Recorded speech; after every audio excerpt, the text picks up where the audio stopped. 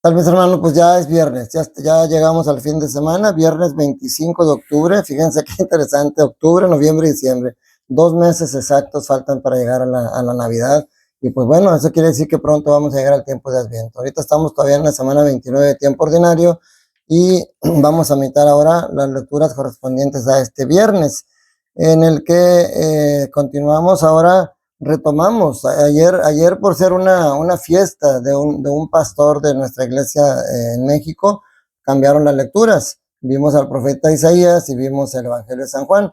Hoy retomamos en la primera lectura de San Pablo a los Efesios, y en el Evangelio también retomamos a Lucas.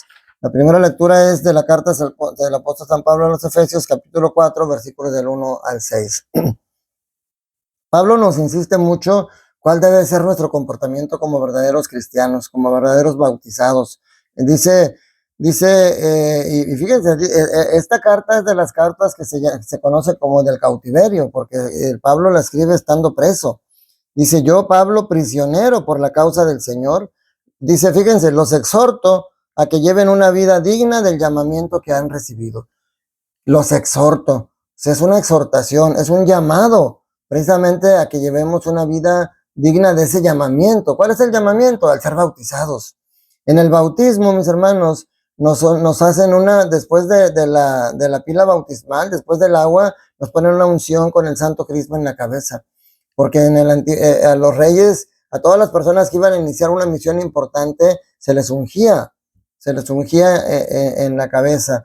Y como bautizados empezamos una misión importante en nuestra vida, que es esta la que nos dice San Pablo, es el llamamiento que hemos recibido. Y luego, claro que es muy difícil tal como nos lo presenta, porque dice: sean siempre humildes. Fíjense, ¿cuáles son las características que debe tener una persona? La humildad, la comprensión, amabilidad, la tolerancia y el amor. Pero dice siempre. ¿Cuándo es cuando debes de ser tolerante? Siempre. ¿Cuándo debes de ser comprensivo? Siempre. ¿Cuándo debes de vivir en el amor? Siempre. Claro, eso es muy difícil. Nosotros no siempre lo hacemos. Tenemos nuestros momentos, se nos sube el apellido de repente y nos desesperamos, pero por eso nos reconciliamos con el sacramento de la reconciliación, con la confesión. O sea, nosotros estamos llamados a ser siempre santos, pero el ser santos es precisamente, no es ya no pecar, porque mientras estemos en este mundo seguiremos siendo pecadores, pero ser santo significa estar luchando en contra de ese pecado, no caer en el pecado. Yo no me canso de insistir, no es lo mismo caer en el pecado que vivir en el pecado.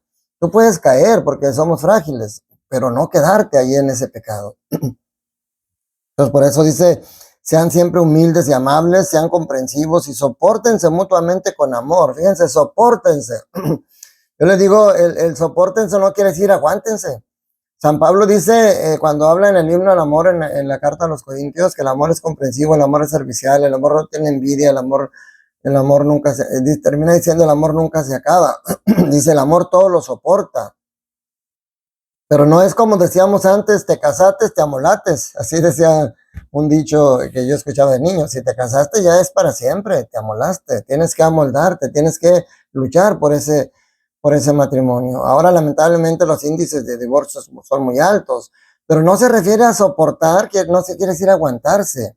Por eso dice: sopórtense mutuamente con amor, porque yo siempre les pongo el ejemplo de un edificio. Un edificio, cuando lo van a construir, si tú vas a hacer un cuarto en tu casa, ¿qué pasa si solamente empiezas a poner block sobre block en todas las paredes y luego le echas encima una placa? Se te va a venir abajo. ¿Qué es lo que necesitas? ¿Qué necesita las paredes? ¿Qué necesitan para soportar la placa? Necesitan columnas. Necesitan cerramientos y unas columnas que le ponen en cada esquina para que puedan soportar la placa. Le ponen un cerramiento. Entonces, a eso se refiere: sopórtense con amor. El amor está hecho de columnas que hacen que un matrimonio dure, que un matrimonio no se caiga con todas las presiones que tiene el mundo o todas las tentaciones que presenta el mundo. Y esas columnas del amor son precisamente los que aquí habla: la comprensión, la tolerancia, la paciencia, la humildad. Todas esas columnas soportadas con el amor pueden soportar todo. Ese es el llamamiento al que hemos sido llamados. para que si todo realmente lo cumplimos, lo que decíamos ayer, decía Jesús, tengo ovejas de otro redil que quiero traer a mi redil. Son un rebaño que se ha alejado de mí, pero yo los quiero traer, porque dice, no hay más que un solo cuerpo y un solo espíritu, así como también una sola es la esperanza del llamamiento que ustedes han recibido, un solo Señor, una sola fe, un solo bautismo, un solo Dios y Padre de todos que reina sobre todos. Y dice, y a través de todos, vive en todos. O sea, ¿qué es lo que le está remarcando? Fíjense, dice, un solo cuerpo, una sola esperanza, un solo Señor, una sola fe, un solo bautismo. 4 veces habla, 1, 2, 3, 4, 5, 6 veces habla de la unidad. Estamos llamados a la unidad, no estamos llamados a la dispersión. Lamentablemente, parece que cada día sale una nueva iglesia cristiana, no católica. Y sin embargo, eso es contrario a los deseos del Señor. El Señor quiere que seamos un solo rebaño y un solo redil. Y en el Evangelio de Lucas, capítulo 12, versículos del 54 al 59, nos habla también de algo muy interesante. Yo también me acuerdo de niño, hay un dicho que dice, cuando los viejitos se ponen sombrero, seguro aguacero. ¿Qué significaba eso? Que cuando los cerros, que son viejitos, por eso dice otro dicho, viejos los cerros y todavía reverdecen. Cuando los viejitos se ponen sombrero, seguro aguacero. O sea, cuando en los cerros están arriba una nube que los cubre, que parece como si tuvieran un sombrero, es que va a llover y efectivamente llueve. O sea, nosotros sabemos interpretar las señales de los tiempos. Por eso Jesús les dice, cuando ustedes ven una nube que se levanta por el poniente, enseguida dicen que va a llover y en efecto llueve. Cuando el viento sopla del sur, dicen que hará calor y así sucede. Pero luego nos dice, hipócritas. ¿Por qué? Porque sabemos interpretar las cosas de la naturaleza y porque no sabemos interpretar las señales del tiempo. El Señor nos da señales, el Señor nos hace ver su presencia en esta vida, pero nosotros no sabemos reconocerlo. Dice, deben interpretar el aspecto que tiene el cielo y la tierra, pero no interpretan entonces los signos de los tiempos presentes. O sea, por eso él dice, así como los profetas anunciaban al pueblo cuando iban mal, hoy seguimos anunciando. Miren, la semana pasada asesinaron a un sacerdote en Chiapas, si mal no recuerdo. O sea, un sacerdote que estaba en contra de la violencia, que estaba trabajando para la paz. Y un día saliendo de misa, lo mataron, lo acribillaron. O sea, los signos de los tiempos nos los presentan los sacerdotes, los signos de los tiempos nos los presentan los profetas de estos tiempos. Es el Papa Francisco, son los obispos, son los sacerdotes, somos los diáconos. Eres tú mismo, cuando tú ves señales en tu casa de que algo está mal, de que tu familia se está resquebrajando y no haces nada para componerla. Mientras estemos en este mundo, estamos a tiempo. Por eso termina diciendo, nuestros santos padres nos hablan de que este último parte de este pasaje del Evangelio de hoy se refiere al purgatorio, porque dice, cuando vayas con tu adversario a presentarte ante la autoridad, haz todo lo posible por llegar a un acuerdo con él en el camino, para que no te lleve ante el juez. El juez te entrega a la policía y la policía te mete en la cárcel. Dice, yo te aseguro que no saldrás de ahí hasta que pagues el último centavo. Por un lado es una esperanza, o sea, que tú te pongas de acuerdo mientras estés en el camino. Por eso dice que te pongas de acuerdo con tu adversario. ¿Acaso Dios es tu adversario? Pues si tú vives en el pecado, sí. Tú estás agarrando a Dios como tu adversario porque estás luchando en contra de Él. Te estás aliando con el enemigo, haciendo las cosas que son contrarias a la fe. Entonces tú tienes que llegar a ese acuerdo con tu adversario para que deje de ser tu adversario, porque Dios no quiere ser tu adversario. Dios quiere ser tu amigo, Dios quiere ser esa persona que te rescate. Pero por eso dice, cuando tú caes en el infierno, de ahí ya no sales.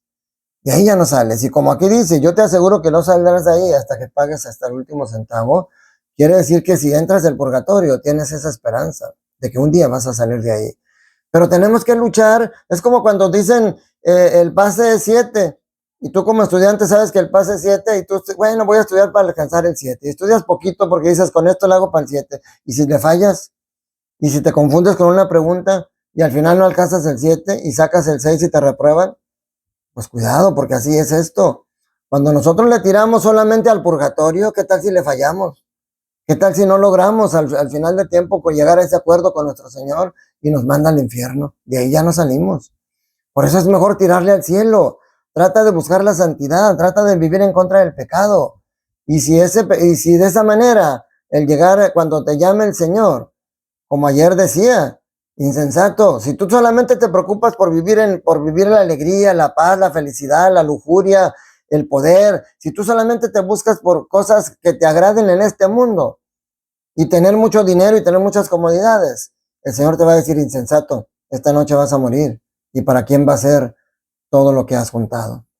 Entonces, mi hermano, estamos llamados, estamos a tiempo y las lecturas yo creo que se van acercando a ese tema, porque vamos a llegar al Adviento, a prepararnos para la llegada de Jesús en la Navidad y siempre recordamos que nuestra verdadera preparación es para cuando llegue la segunda venida del Señor. Esa va a ser nuestra verdadera Navidad y que este nuevo nacimiento de nosotros sea en el cielo y que no sea donde será el llanto y la desesperación. Juntos tú y yo podemos seguir avanzando en este caminar, aprendiendo a amar a Dios y sobre todo a dejarnos transformar por el Señor Jesús. Que la bendición de Dios Todopoderoso, Padre, Hijo y Espíritu Santo, descienda sobre ustedes y sus familias y permanezca para siempre. Un fuerte abrazo, cuídate mucho, recuerda, Dios te ama y Dios quiere que seas feliz.